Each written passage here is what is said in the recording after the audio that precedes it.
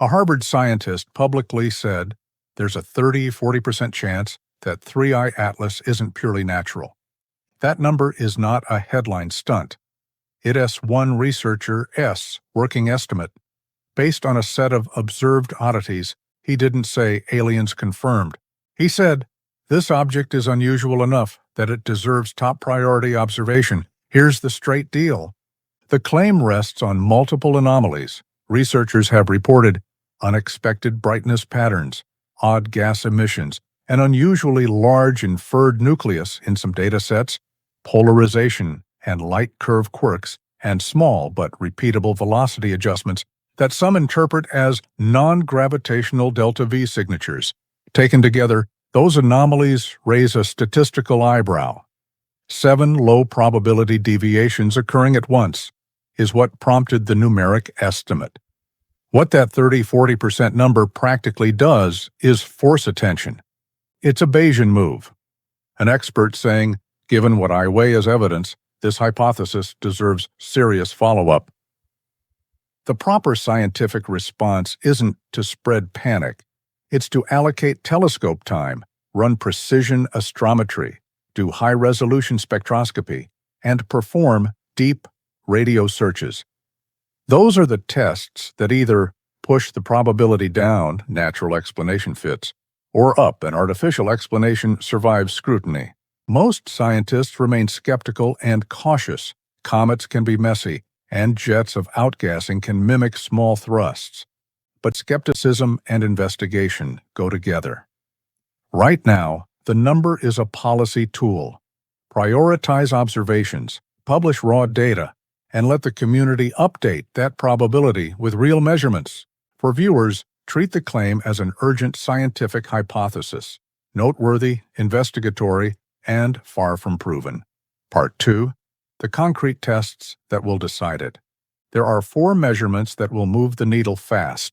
If you want to know how this ends, watch these data streams. Precision astrometry. Track the object's position to milli-arc-second accuracy over days and weeks. If it shows consistent velocity changes that cannot be modeled by asymmetric outgassing, that's a major red flag. Reproducible, powered like delta-V, is the single strongest physical signature of controlled motion. High-resolution spectroscopy. Look for elemental lines that don't belong. Refined metals, industrial alloys, or fuel residues would be game-changing. Normal comet spectra show water, CO, CO2, and organic molecules. Anything outside that suite needs explanation. Narrowband radio searches, point radio telescopes, and SETI arrays at the object for structured carriers or narrowband transmissions. Natural sources rarely produce the kind of narrow, information-rich signals associated with technology. A detection would move the odds dramatically. Fragmentation, behavior, and imaging. Compare breakup patterns to known comet fragmentation. Natural fragmentation is chaotic. Controlled jettisoning or periodic, repeatable shedding synchronized with velocity shifts would be suspicious. These are not sci-fi, they're standard tools. If astrometry and spectroscopy both point to natural outgassing and normal composition, the 30–40% estimate will collapse. If one or more tests show unexplained, repeatable, non-natural signatures, the claim gains real weight. Expect results to start coming in within days to weeks of coordinated campaigns. Perihelion and post-conjunction windows are critical. For the audience, follow published astrometry charts, spectra releases, and radio observatory updates.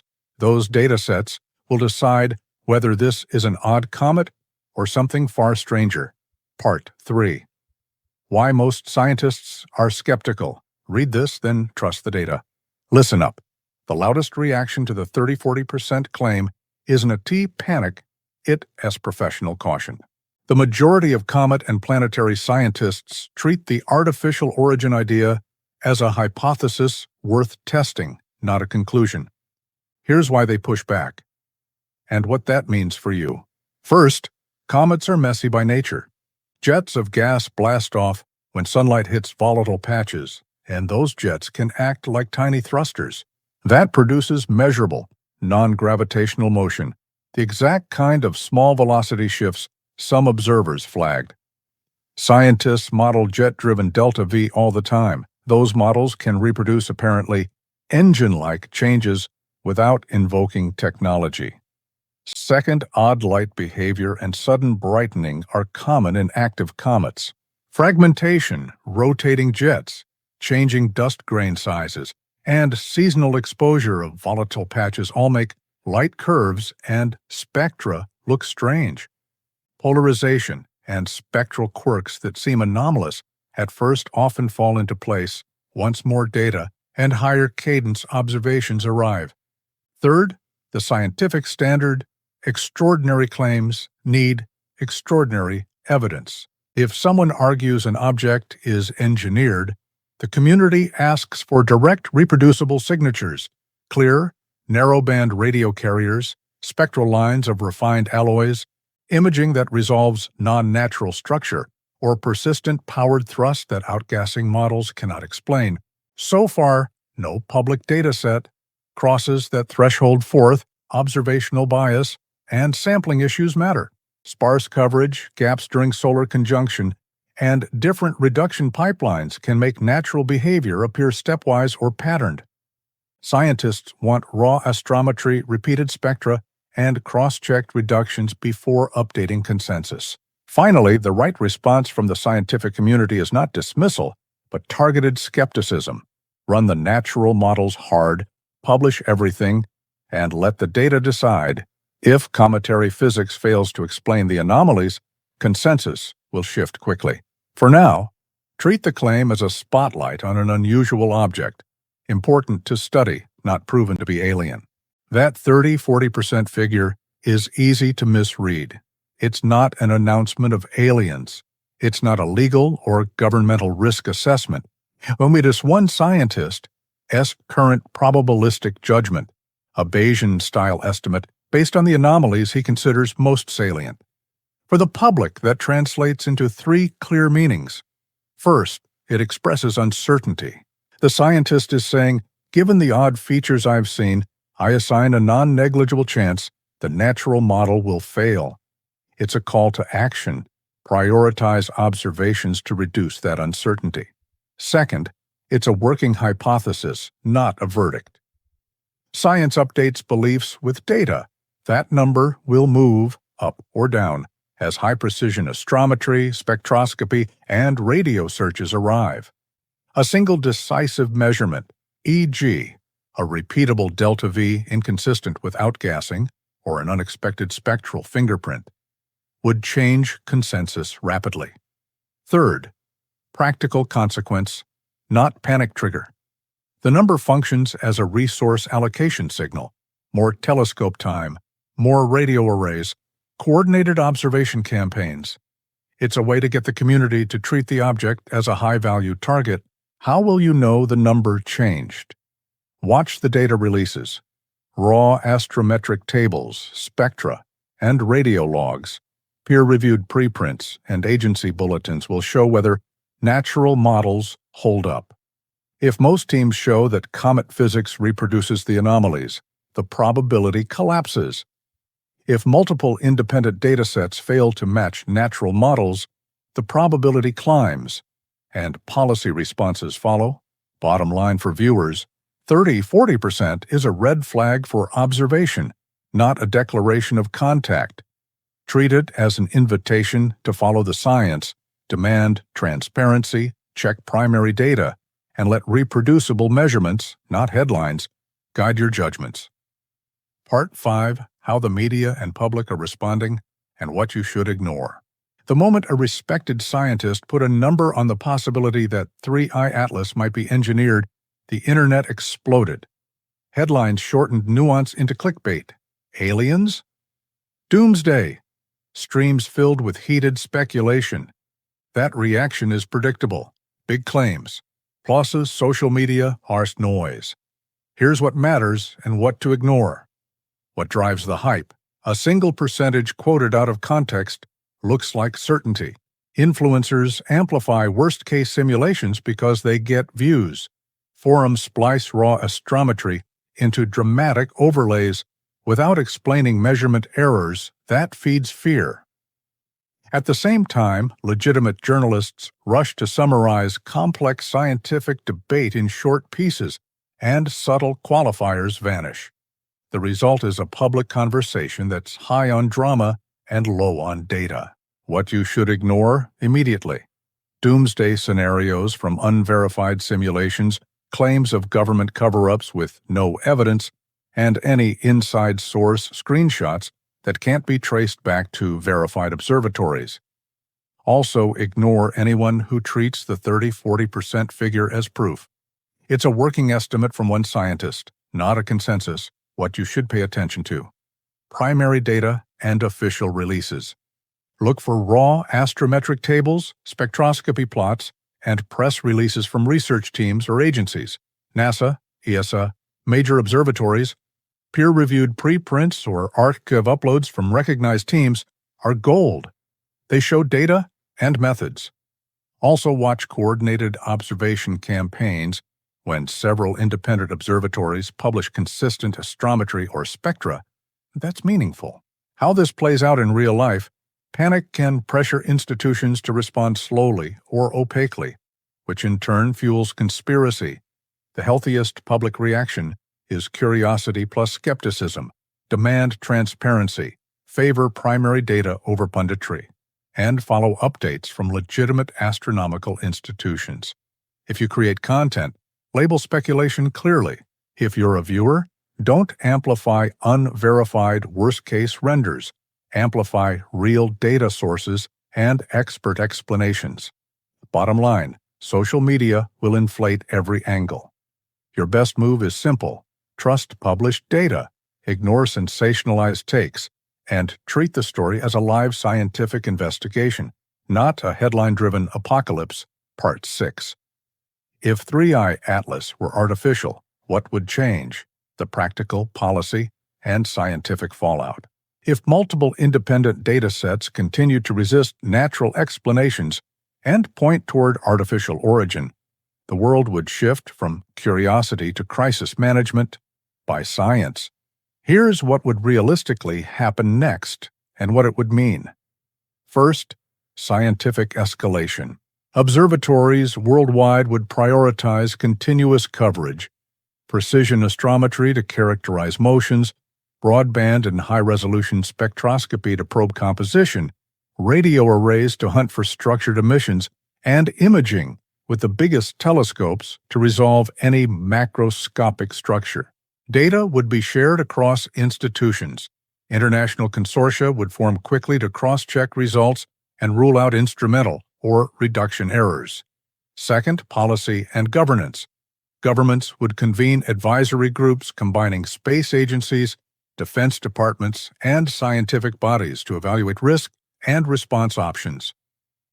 Hard decisions would center on disclosure, civil protection, and whether coordinated mitigation is feasible. If any object shows signs of control or intent, the political dimensions explode. Questions of jurisdiction, military posture, and international communication become immediate. Third, technological priorities would change. Investment would surge in planetary defense systems, deep space rendezvous capability, and high-energy propulsion concepts. Missions that once took decades to fund could be accelerated.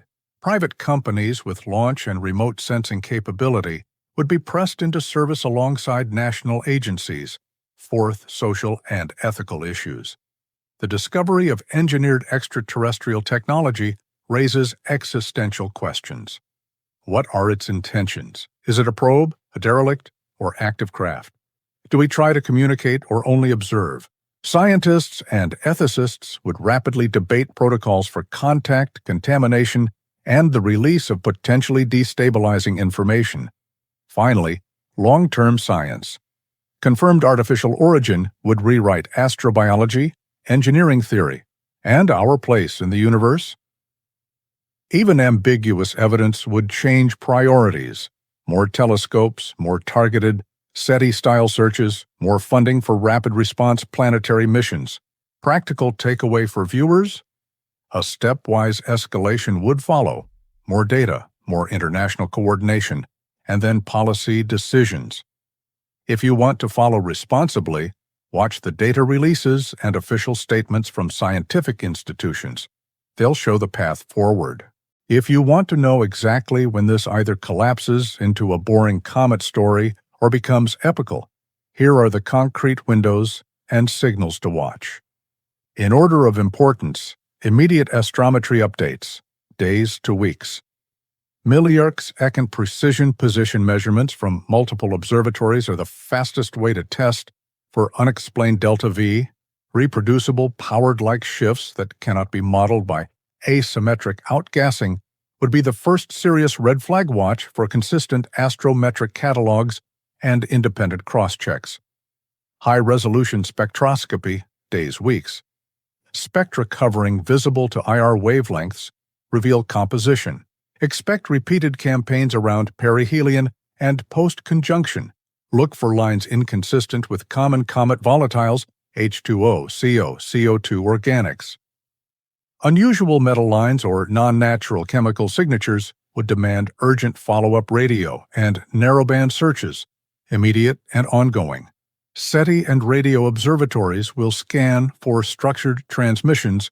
Any narrowband, repeating, or information-bearing signal would be transformative. Absence of radio doesn't prove natural origin, but a detection would be decisive. Conjunction blackout and reappearance, critical windows. If the object goes behind the Sun from Earth's view, observational gaps increase uncertainty. The post-conjunction reemergence is critical. Teams will compare before, after astrometry and spectra to see if anything changed during the gap. Imaging and fragmentation behavior, weeks, months. High-resolution imaging looking for resolved structure or controlled shedding patterns is vital. Chaotic breakup favors natural models. Periodic, controlled ejection patterns favor otherwise. Peer-reviewed analyses and consensus updates, weeks, months. Expect preprints, independent replications, and agency briefings, scientific consensus shifts with reproducible results. That's the hard milestone timeline summary for viewers. In the next days to a few weeks, astrometry and spectra will tighten or loosen the artificial hypothesis. Conjunction windows may introduce delays, but post-conjunction follow-ups are decisive. If you want specific updates, follow direct data releases from observatories and preprints on ArcGIS. Those are where the real answers will appear. Part 8. What happens if 3I Atlas comes closer to Earth? So, what if the unthinkable happens, and 3I Atlas actually drifts closer to our planet? Let's strip away the headlines and get to the math. If Atlas entered Earth's impact corridor, even a near miss could have catastrophic effects. This comet isn't small. Early estimates suggest it spans several kilometers across, and it's moving at more than 60 kilometers per second. That was 16,000 kilometers per hour. If a body that size were to hit Earth, the energy released would be equal to billions of nuclear bombs detonating simultaneously. Now, scientists use the term keyhole zone. It's a tiny gravitational window where if a comet passes through, Earth's gravity could bend its path, setting it up for a future impact. Some simulation models based on hypothetical gravitational assists have shown how even a minor course shift could pull Atlas back toward us on its next pass. It's an extremely low probability scenario, but not impossible. The shock wave from such an event would flatten everything within thousands of kilometers. Dust and debris thrown into the atmosphere could block sunlight for months, triggering what's called a nuclear winter, global temperatures dropping, crops failing, and ecosystems collapsing. That's why astronomers track Atlas obsessively. Every adjustment in its orbit matters. Here's the truth. Right now, 3I Atlas is still not on a collision course, but its unpredictable path means scientists can't relax. One gravitational nudge from Mars, Jupiter, or even solar radiation pressure could alter everything. So when a Harvard scientist says 30 to 40% chance this object is not natural, the question becomes scarier. If it's not natural, Is it controlling its approach? Part 9. The Don't Look Up Effect. Are we ignoring the warning? If this all sounds like something out of a movie, that's because it is, remember, Don't Look Up, the film where scientists discover a killer comet and no one listens. That storyline feels uncomfortably close to what's unfolding right now. In that film, political leaders, corporations, and the media twist the truth for their own interests. Real scientists warn of danger, but their message gets drowned in memes, marketing, and denial. The audience laughed when it came out, but today the laughter feels nervous because while Don't Look Up was meant to be satire, it is looking more like prophecy. Look around, a real comet, 3I Atlas, just entered our neighborhood. A Harvard astrophysicist publicly says there's a 1 in 3 chance it's not natural.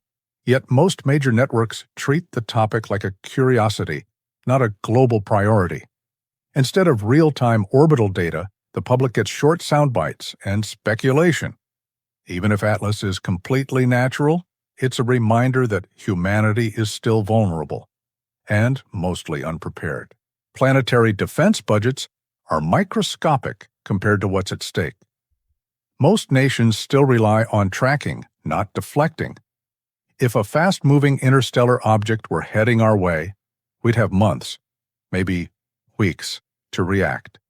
And that's exactly what Don't Look Up was trying to say, that our biggest risk is no the rock itself, but our refusal to act until it's too late. So ask yourself, if Atlas was heading toward us, would we even believe it? Or would we scroll past, waiting for someone else to tell us it's real? This isn't just a story about space. It's about humanity's biggest blind spot, the illusion of time. Here's where things stand. Over the next few weeks, 3I Atlas will approach perihelion, its closest point to the Sun. That's when astronomers expect to learn everything telescopes on Earth, orbiters around Mars, and deep space sensors are all tracking its behavior. The goal: catch every particle, every shift, every unexplained pulse of light. If 3I Atlas is natural, its activity will spike, fragment, and fade like a normal comet. But if the Harvard scientist IC-S theory holds even partly true, if it oust something else, then those same instruments could detect controlled movements, unusual emissions, or even structural outlines that defied natural formation. In short, this is the most important watch in modern astronomy. Every measurement now matters. Here's what will happen next. Within days, expect new orbital updates from ESA and NASA. Within weeks, expect the first spectral data on its core composition. Within months, once it leaves the inner solar system, the world will know if it was simply a comet or something engineered. The phrase scientists are using is non-gravitational acceleration. That's the key. If 3I Atlas moves in a way physics can't explain, the story changes forever. Until then, one truth stands. The more we learn about this object, the stranger it gets. And maybe, just maybe, 3I Atlas isn't just passing through. Maybe it came here for a reason,